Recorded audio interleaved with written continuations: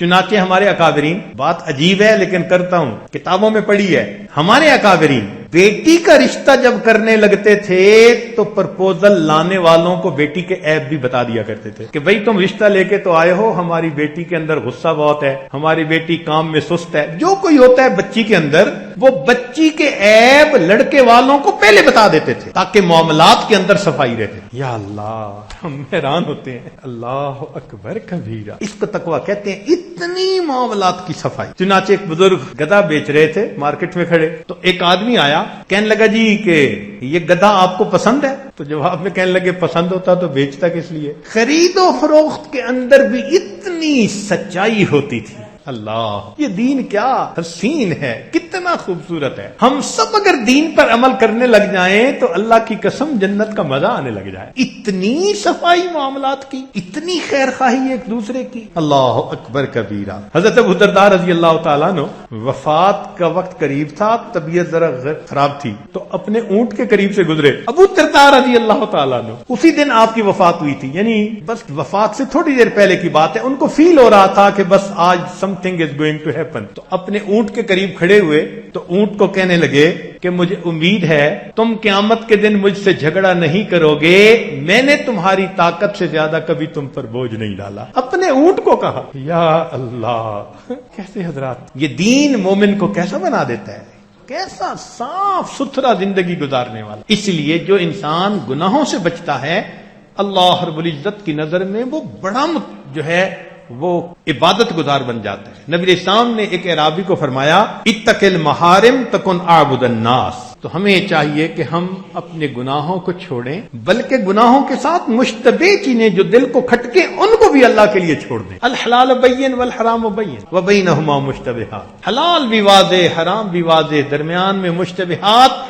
جو ان کو اللہ کے لیے چھوڑ دیتا ہے وہی متقی ہوتا ہے۔ سیدہ عائشہ صدیقہ رضی اللہ تعالیٰ عنہ کی روایت فرماتی ہیں کہ نبی علیہ الصلوۃ والسلام نے فرمایا، عجیب، سبحان اللہ، سننے والی بات ہے، نبی علیہ السلام نے ارشاد فرمایا کہ بہترین عمل جسے لے کر تم قیامت کے دن اللہ سے ملاقات کر سکتے ہو وہ گناہوں کی کمی ہے۔ سیدہ صدیقہ رضی اللہ عنہا فرماتے کہ بہترین عمل جس کو لے کے تم قیامت کے دن اللہ سے ملاقات کر سکتے ہو وہ گناہوں کی کمی۔ گناہ کرے ہی نہ انسان، یا اگر کرے تو پھر توبہ کر کے بخشوا لے تاکہ نامہ اعمال میں گناہ ہو ہی نہیں۔ اس لیے ایک بزرگ فرماتے تھے کہ ایک کبیرہ گناہ کو چھوڑنا میری نظر میں 500 نفلی حج کرنے سے زیادہ بہتر ہے۔ ایک کبیرہ گناہ کو چھوڑنا میری نظر میں 500 نفلی حج پڑھنے سے زیادہ بہتر۔ قال الحسن، حسن بصری رحمۃ اللہ علیہ فرمایا، مثقال ذرۃ من الورع خیر من الف مثقال ذرۃ من الصوم والصلاۃ۔ اللہ اکبر کبیرہ۔ اور ایک حدیث مبارکہ میں ہے کہ جب بندہ اللہ کی رضا کے لیے کوئی چیز چھوڑتا ہے، جب بندہ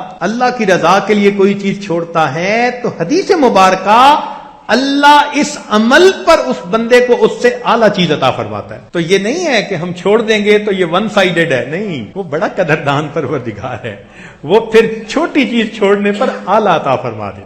ایک بزرگ فرماتے تھے کہ بندے کو گناہ کے وقت اللہ رب العزت یاد آ جائے اور وہ گناہ کو کرنا چھوڑ دے، اس سے بہتر ذکر دنیا میں اور کوئی نہیں۔ بندے کو گناہ کرتے وقت اللہ یاد آئے اور وہ اللہ کی وجہ سے گناہ کو کرنا چھوڑ دے تو اس سے بہتر ذکر اور کوئی بھی نہیں۔ امام بہقی رحمۃ اللہ علیہ نے شعب الایمان میں اور دہلمی نے مسند فردوس میں حضرت انس رضی اللہ عنہ سے یہ روایت کی، سنیے ذرا۔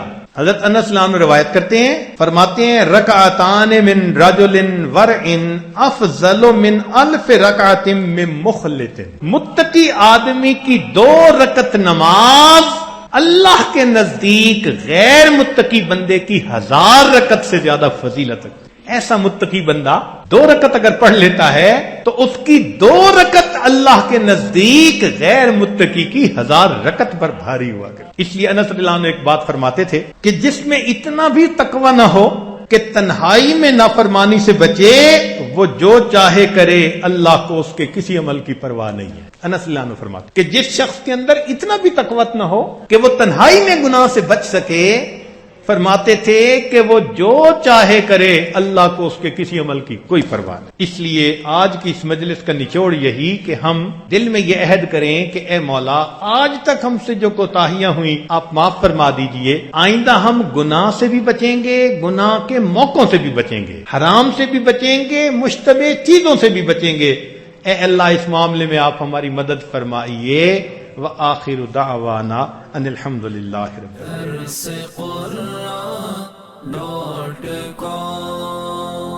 www.darsequran.com